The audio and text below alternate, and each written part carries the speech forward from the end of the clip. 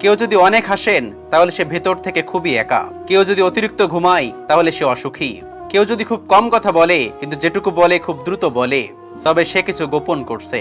যে কাঁদতে পারে না সে দুর্বল প্রকৃতির। কেউ যদি অস্বাভাবিকভাবে খাবার খায় তাহলে সে কোনো মানসিক চাপে আছে। কেউ যদি একটুতেই কেঁদে ফেলে তাহলে সে খুব নিরীহ এবং কোমল হৃদয়ের। কেউ যদি খুব ছোটখাটো বিষয়ে রেগে যায় তাহলে তার ভালোবাসা দরকার। কথা বলার জন্য যতটুকু যোগ্যতা লাগে, নীরবতা অবলম্বন করার জন্য এর চেয়ে অনেক বেশি যোগ্যতা লাগে।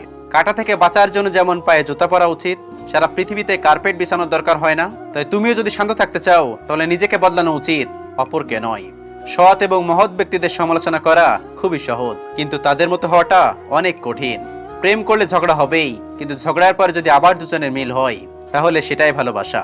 যে ছেড়ে যাওয়ার সিদ্ধান্তে অটল, তার কাছে নিঃস্বার্থ ভালোবাসাটাও অভিনয় মনে হয়। যারা বেশি মিষ্টি মিষ্টি কথা বলে পেছন থেকে তারাই ছুরিটা আগে মারে। প্রতিদিন অন্তত 1% হলেও নিজেকে উন্নতি